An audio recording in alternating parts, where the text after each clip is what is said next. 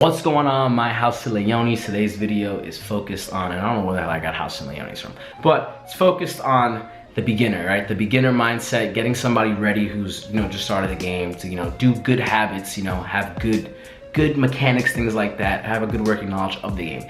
So first up, number one is Battle Royale. I have a list right here, so if I look down, look at the list so I can remember what I put there. Battle Royale and casual. Your best friends, right? Battle Royale is the first thing you introduce to as a mechanic in the game, the first game mode. And it's a great game mode because you get a nice palette, right? You get to taste all the characters like, okay, I like Lance, I like Glaive, like it's all like, you learn, right? It's very bright. Then you also get that real world combat experience where you're just like, okay, I'm fighting real players and real players aren't bots. They're gonna make random decisions. They're gonna be unpredictable for the most part. So I need to play real players. It gives you that experience. But Battle Royale and casual work hand in hand because Battle Royale, you get that wine, you get that sample platter, right? You get to play every character, learn everything. Practice, you can go deep. You can go deep with the character. Let's say you're playing Battle Royale and you get Glaive, the man, and you're just like, I wanna learn more about Glaive. But you don't have Glaive, he's not on rotation. So, that's where casual comes in, practice comes in. You go deep with that character and learn the ins and outs of that character. So it's a great introductory, it's an appetizer, it's just something you should be using a lot more when you're a beginner because you have to learn all the characters in the game. Like, to be truly good, you should know all the characters in the game and what they do. And there's not that many. It's not like League where there's 140 characters, something like that. There's only like 30 characters in the game, so you can learn a lot. You can learn a lot of information very quickly, slowly, and it won't be like in your lifetime of Vainglory, it won't be overwhelming versus just coming in and being like, oh my god, there's 100 characters. Very key. Number two, listen to pings. Pings are big, all right? As a beginning player, you're probably gonna play with at least maybe one or two experienced players in solo queue because they match people up randomly. So you'll have somebody who has a good understanding and working knowledge of the game. And pings is how, like, if you're doing something that's wrong, somebody will ping you like, hey, no, maybe you should do this. Or if you guys are trying to push turret, they'll be like, push turret now with a ping. Or if you want to push Kraken, they'll drop a ping, Listen to those pings because they'll show you, like, especially in certain moments and opportunities in the game, like what is expected, like what should be done. It also lets you know, like, hey, maybe I'm going in, but my teammate's throwing up that warning sign because he's not going in. So I'm going into a 1v2 or 1v3. Like it's very important. A lot of people hate pings, but for a beginning player to get a good working knowledge of the game and to just make friends, because some people, if you don't listen to pings and bad stuff happens, people be like, oh, it's because of you. Just listen to the pings. It's worth it. It's worth it. And use some pings of your own. If you think something's dumb, drop a ping. Don't, you don't have to do it blindly, but just do what you gotta do.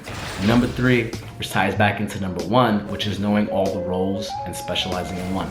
Role one, carry. That's the dude in the lane. He's probably gonna be the guy doing the most damage in the game. Not always though. Number two is your jungler. The dude's in the jungle, he's running around, he's farming with the support, and the support is roaming. I'll get into that, but he's going to the jungle. He's trying to get to it. He's usually a disruptive character, but he'll jump in and harass the enemy carry in the jungle so they don't mess with you. So he's just really aggressive, he's playful, like he's just great. I love jungling. Jungle's my favorite role. Next role is support, roam, or captain as it's called now. This is the bulk of the team. This is your captain, this is your team captain. If anybody's pinging like who you should listen to, it's definitely your captain. Your captain's pings are everything because he's the guy who's gonna create opportunities for your jungle to capitalize, for your laner to capitalize. And he's the captain. He's the one who's leading the team because he's usually in the front line. So if he's like, nah, this ain't good, back up, warning ping, you gotta respect that. So that's the third role. Out of the three roles, this is how I list the difficulty.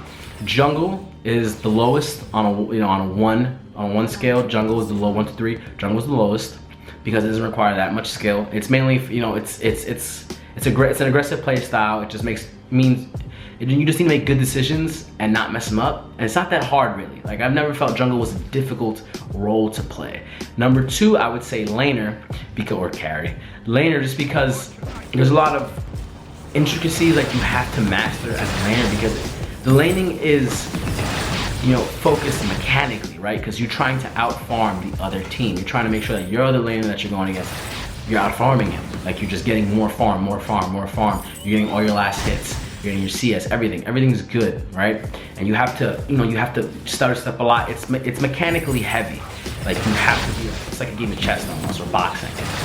Hardest is really the support captain role, because like if your support or captain is bad, your whole team can you know, go down. Like if he makes a bad decision, you guys will walk into a death trap. If he doesn't fountain or crucible correctly, you guys die. Like he really is, like it's the most difficult role, and it has so much responsibility because its whole goal is to keep the other team away from your team, get your team in, keep your team alive, get your team away. Like it's a very difficult role, which is why not a lot of people play it.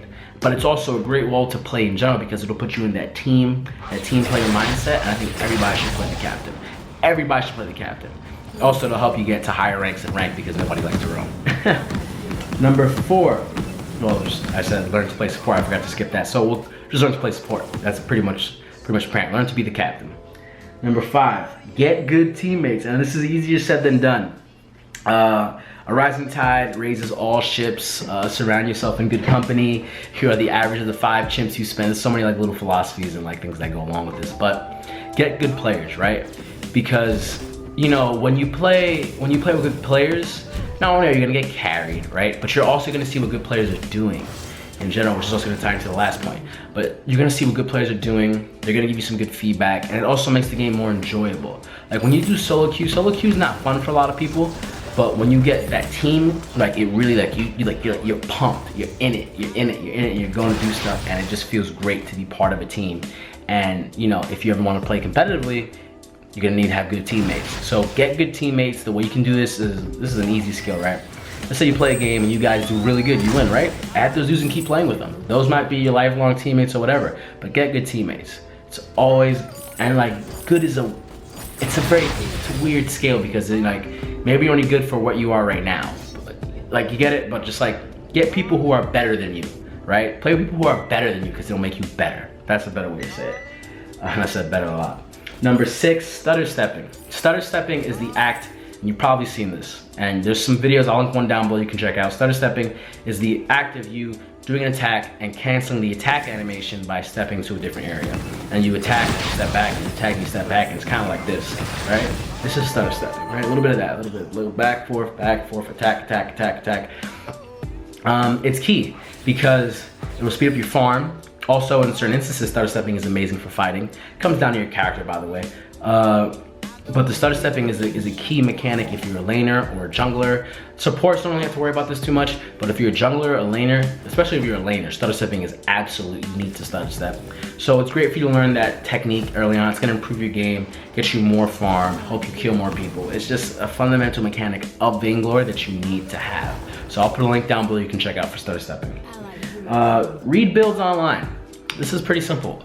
Reading builds online, you know, there's tons of builds you can check out. If you don't know how to build a specific character, you can always follow the recommended build inside the little build menu. But like read builds online, see how certain characters are optimized for certain things. Like usually these builds, they'll have descriptions, they'll tell you things about the character, things you might want to know, things you don't know. It'll tell you why somebody picks this item, why you should pick this item. So reading builds will really set you up long term for just like success, period. Like if I've done tons of videos where well, so far I've done 3 videos, not tons, where I've played with other like pro gamers builds like Xenotech, Rumbly Superset, Mango. Like you can see like why they do certain things, and it gives you like a good framework so that when you go into a game, you know, you're like, okay, what am I gonna build? What am I gonna build? What am I gonna build? You just have a good sense like, okay, wait a minute. So Glaive is really good with Sorrow Blade, Tyrant's Monocle, and a Breaking Point Signature or a Bonesaw, depending on what the enemy team is building. But these are things I probably want to have, right? So you can really optimize his ability, his damage, and stuff like that. And so it'll give you a good working sense of each character and what you should be putting on them to optimize them. Number 8, I am gonna end it on this, and I'm gonna speed this footage up that you're watching. Number 8 is watch the 2016 World's Championships. And the reason why I say watch 2016's World Championships, you know, watch a couple games. You don't have to watch it from beginning to end, but watch a couple games, mainly Phoenix Armada, Team Solo Mid, Hammer's Velocity. Watch those guys' games because, like I said earlier, right, you wanna have good teammates. A rising tide raises all ships, you know? You wanna play with good people because you and yourself will get good because you're playing with good people. Watching good people, watching streams, this all like ties in, but 2016 Worlds was a big, like that was like the culmination of Vainglory talent, of excellence, of just pure power. So watching that, right, you'll see why pro players do what they do. You'll see, you know, opportunities in situations where you should capitalize, where you should not capitalize, maybe where you should run, maybe where you should go in. Like, it's just beautiful. Like, and then like the way they do stuff, like it's so efficient. It'll show you efficiency. It'll show you how the best in the world play their support character, right? How to play Lance, how to play Catherine, how to play Arden. It'll show you like the things you should be looking for in, you know, a character's role, how different people play them, when people buy items, how to push, how to be tactical with what you're doing. Like it's just that game, you know, it's everything you want and more wrapped up. So I highly recommend you check that out. Worlds 2016, you'll learn a ton. Like you'll learn so much. So definitely go check that out. And I mean, that's pretty much all I have to offer with that. I mean, just to recap, Battle Royale in practice are your friends. Battle Royale in practice are your friends. Number 2, listen to the pings. Number 3, play all roles but specialize in one. Number 4, learn to play support. And I make this its own separate one because it's that important, even though it can be an all play all roles but specialize in one. 5, get good teammates. 6, stutter stepping is big. 7, read builds online. 8, watch 2016 Worlds. So 8 tips. And matter of fact, I didn't go into too much specialization, but that's pretty simple, right? Find your favorite role and learn to play that really well. Now, if you guys have any like tips, things you wish you learned when you were a beginner, things you know now, things you're not seeing people doing, things you wish you saw me doing in my gameplay, drop a comment down below. Drop that info. Give me that knowledge, buddy. Give me that knowledge in there. I want that knowledge. Put it all in there right now. Because it'll help me out, it'll help other players out, it'll help people who are watching. This is just to like, just up everybody's game a little bit. Like this is the best I can. I'm not the best player in the world. I'm a tier gold. I was almost simply amazing like 7 times, but you know, solo queue will do it to you. So I'm not the best, but I'm decent, I'm good, I'm above average. So this is just me just thinking of things like, I wish I knew. So yeah, thanks for watching. Please drop a thumbs up or a thumbs down. All thumbs matter, depends if you like the video or don't. Be sure to subscribe to the channel if you haven't already, and I will see you guys tomorrow in another video. Thanks for watching.